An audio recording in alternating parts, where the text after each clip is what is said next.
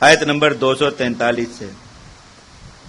اس آیت سے دوسرے پارے کی آخری آیت تک جو تقریباً 2 رکوع ہیں، اس میں بنی اسرائیل کے جہاد کا ایک واقعہ اللہ رب العزت نے بیان فرمایا، اور اس پورے واقعے میں جہاد کرنے کی جو عملی ترتیب ہے کہ ایک مسلمان پر فرضی جب اس کو جہاد کی طرف بلایا جائے اور بتایا جائے کہ اللہ تعالیٰ نے قتال کو، جہاد کو فرض فرمایا اور جہاد کے لیے نکلو، اس وقت سے لے کر جہاد میں فتح یاب ہو جانے تک، دشمنوں پر غالب آ جانے تک جتنے بھی مراحل عملی پیش آتے ہیں، اللہ رب العزت نے ان سارے مراحل کا تذکرہ اس میں فرمایا۔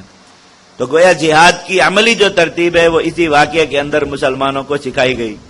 حضرت امیر صاحب دامت برکاتہم العالیہ نے دورہ تفسیر کے دوران یہ فرمایا تھا جب پڑھایا کہ اگر قرآن مجید میں جہاد کے بارے میں اس واقعے کے علاوہ کوئی بھی آیت مذکور نہ ہوتی تو بھی مسلمانوں کو جہاد سمجھنے کے لیے یہ واقعہ ہی صرف کافی تھا۔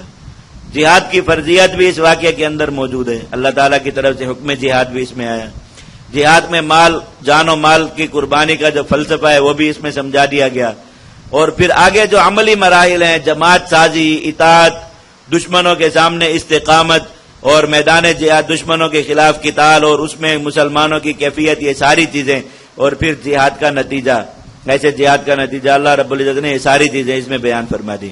واقعے کا خلاصہ عرض کر دیتا ہوں پہلے، اور پھر اس کے بعد آیات دیکھتے جائیں تو اس کے مطابق جو ہے وہ ترجمے سے وہ واقعہ پورا سمجھ میں آتا رہے گا۔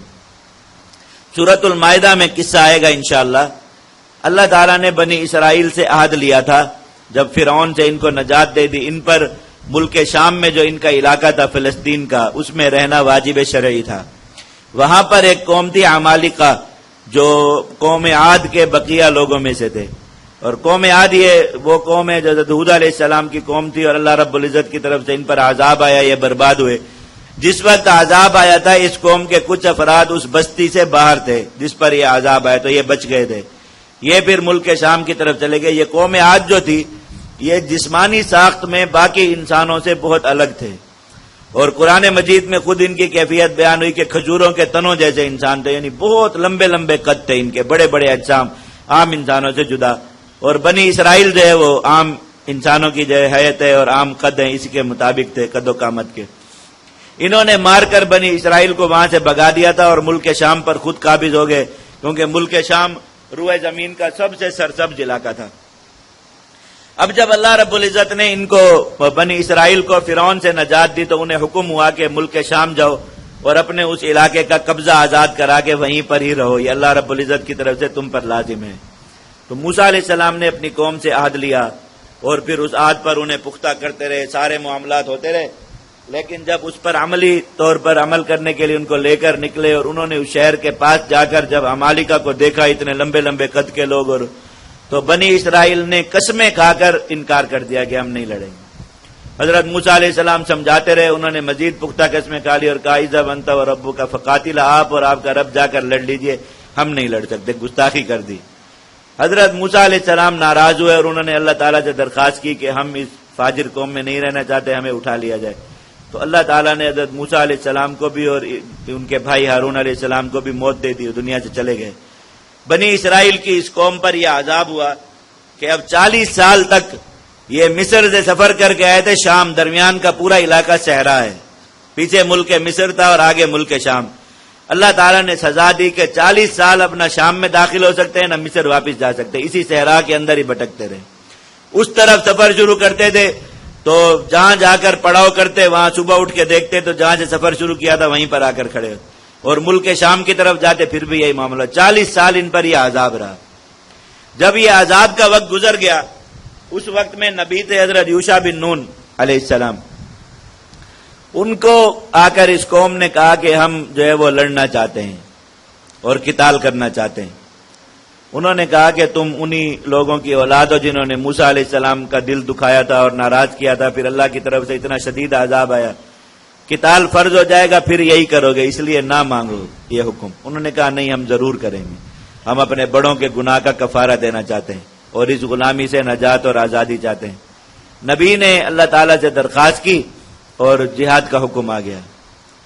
تو ان کو جیسے ہی جہاد کا حکم ملا، اب پہلے تو بہت جوش اور جذبے میں تھے، جب پتہ چلا کہ یہ تو سچ مچ واقعی لڑنا پڑے گا تو بہت سے لوگ جو ہے وہ خوف کی وجہ سے کٹ گئے. انہوں نے کہا کہ نہیں جا سکتے. ہم تو سوچا کچھ تھا لیکن اب یہی سمجھ میں آ رہا ہے کہ نہیں ہو سکتی لڑائی.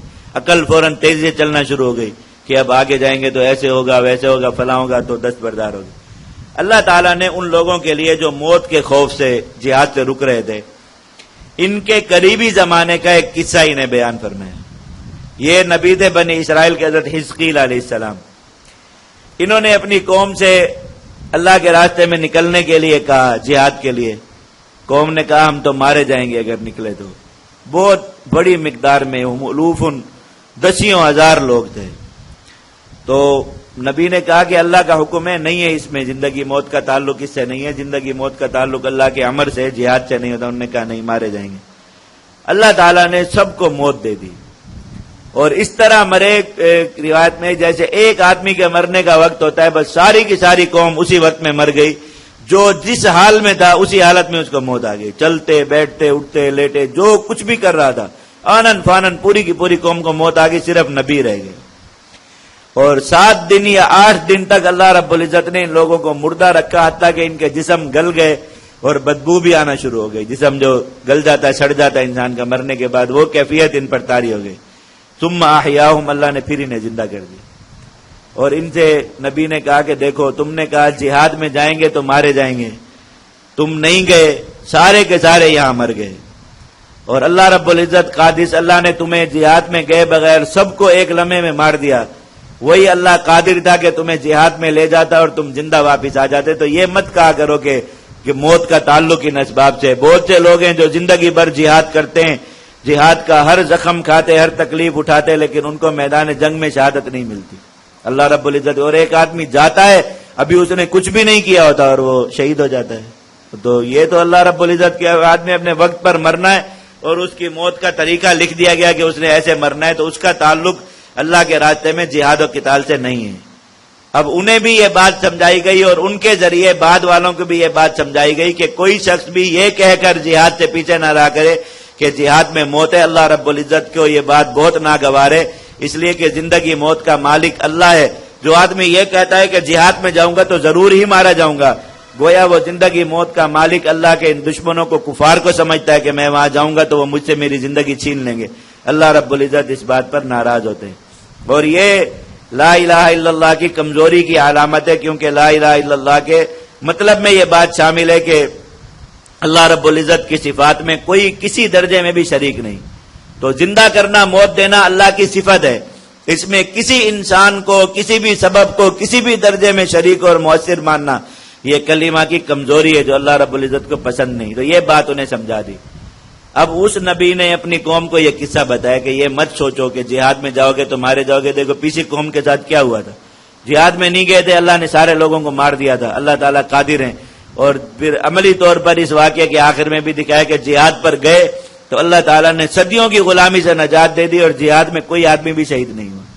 اتنی بڑی طاقتور قوم شکست کھا کے بھاگ گئی, سب کچھ ختم ہو گیا اور کوئی بھی نہیں مرا. اللہ تعالیٰ نے یہ عملی حقیقت اور یہ رکاوٹ, چونکہ ہر مسلمان کے لیے, جو بھی مسلمان جہاد پر جانے کا سوچتا ہے, خود اس کو, اس کے والدین کو, اس کے گھر والوں کو, دوستوں کو, سب کو سب سے پہلا خیال یہی آتا ہے کہ جہاد میں جائیں گے تو مارے جائیں گے, ختم ہو جائیں گے اور موت آ جائے گی اور فلاں ہو جائے گا. تو اللہ رب العزت نے عملی مثال سے ایک بات سمجھا دی کہ یہ مت سوچو. اور آگے جواب بھی سکھایا. سورہ آل عمران میں آ رہا ہے کہ جو آدمی یہ کہے کہ جہاد میں گئے مارے گئے, نہ جاتے تو نہ مرتے, میں کہ تم اپنے آپ سے پھر موت کو ساکت کر دو. جو لوگ جہاد میں نہیں جاتے ان کو پھر مرنا ہی نہیں چاہیے. حالانکہ وہ لوگ مجاہدین, بعد میں ایسا ہوتا ہے کہ ایک آدمی جہاد پر گیا اور وہ اتنا عرصہ وہاں رہ کر واپس آ گیا اور پیچھے کتنے لوگوں کو وہ زندہ دیکھ کر گیا, اس کے آنے سے پہلے پہلے وہ مر چکے ہوتے ہیں. اور مجاہد وہاں سے سارے جہاد کے مراحل سے گزر کے, لڑائی کر کے, اللہ کے دشمنوں کو مار کے زندہ واپس آ جاتا. تو زندگی موت کا تعلق اس چیز سے نہیں ہے. پہلی بات, جہاد کا پہلا مرحلہ یہ سمجھایا گیا.